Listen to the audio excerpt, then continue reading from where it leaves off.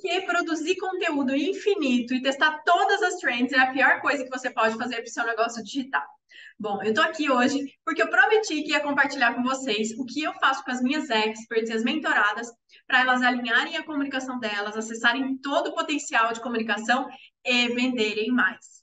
Então pega caneta, caderno, post-it, tudo que você curte anotar aí, porque eu quero te ver aplicando depois que você terminar esse vídeo. Antes da gente seguir para o meu método, eu quero saber aqui de vocês quem é que já entrou naquele funil infinito do Reels e ficou lá olhando 1.000 sugestões de músicas em alta e pensando em trends novas e tentando colocar no próximo post que você fosse fazer. É natural que você ache assim, afinal você está tentando fazer o seu negócio funcionar, tentando fazer com que as suas metas sejam batidas, que você alcance o conforto para você e para a tua família que você tanto sonha.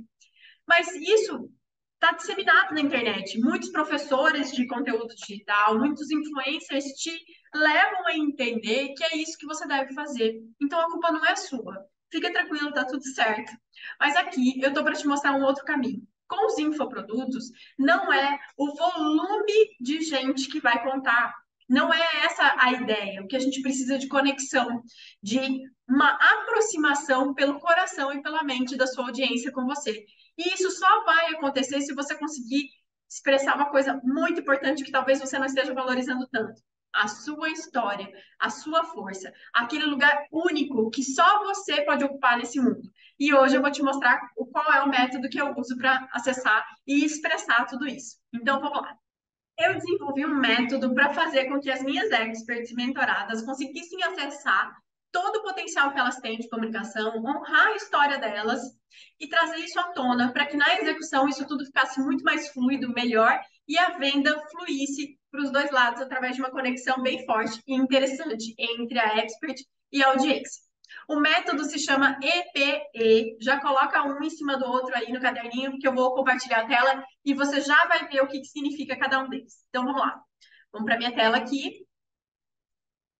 Aí, vamos lá. Vou colocar aqui no cantinho para vocês verem. Então, o primeiro E é de empoderamento do arquétipo. Todas nós vivemos um arquétipo. Isso é natural. Já é da nossa, tá ligado à nossa missão de vida. Então, das duas, uma. Ou você vive esse arquétipo e não tá dando muita bola para ele, ou você está negando esse arquétipo. E é uma bobeira isso, gente, porque quando a gente assume o arquétipo que a gente vive, que está conectado com essa missão de vida, e assim, as nossas missões de vida não são iguais, né? Não tem como ser a nossa missão ser igual à da coleguinha. Cada uma de nós é única.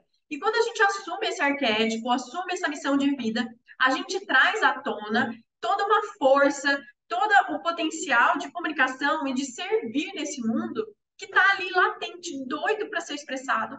E não, a gente está escondendo enquanto a gente não toma posse dele, sabe? Então, nesse momento em que a gente, na primeira etapa, a primeira fase do método EPE, é a gente olhar esse arquétipo, identificar esse arquétipo e conseguir expressar ele com toda a força que ele vem.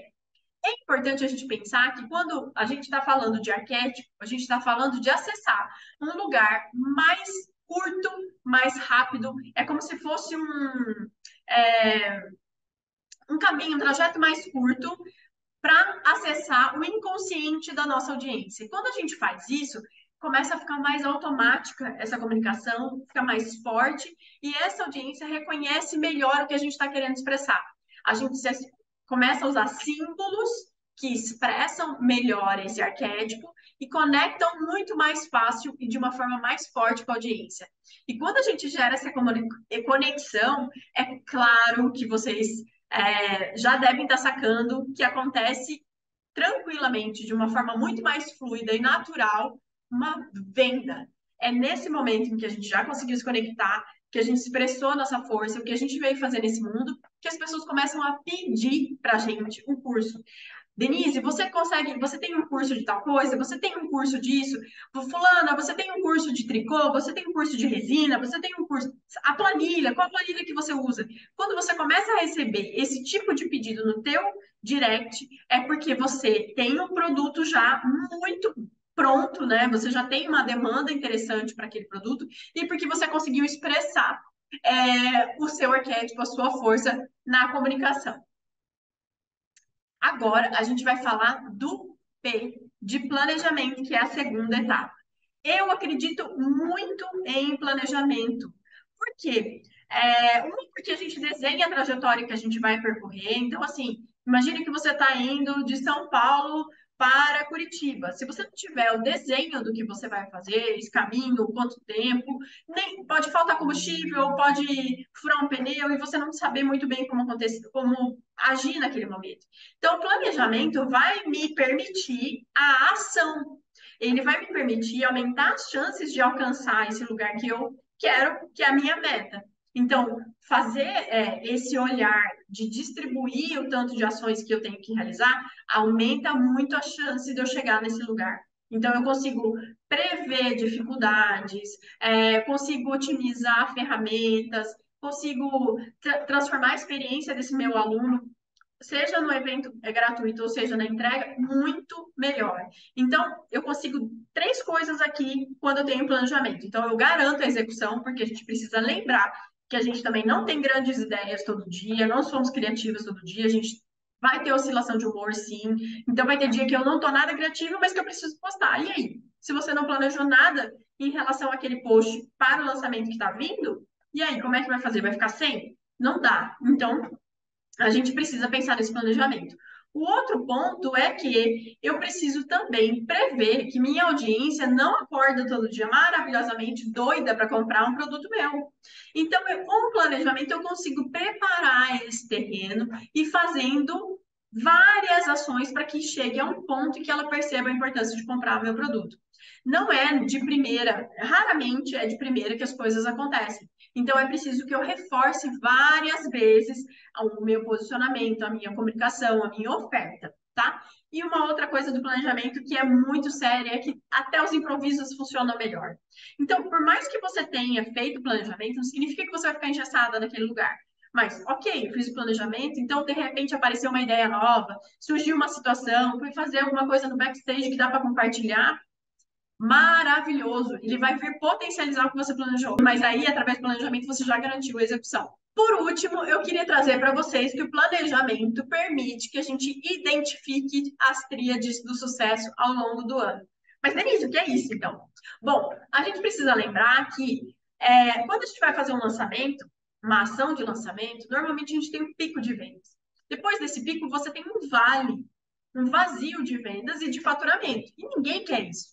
Então, é importante que a gente tenha várias técnicas de lançamento para vender ao longo do ano e diminuir o tempo e a profundidade desse vale de faturamento, né?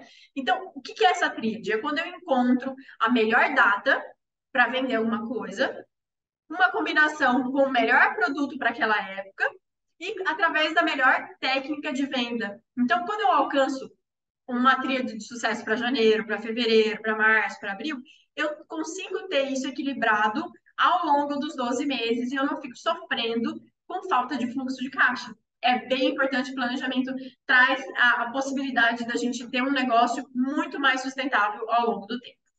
E por último, é o E de execução. Sem a gente executar, não adianta planejar, não adianta ter arquétipo, não adianta nada. A gente precisa executar.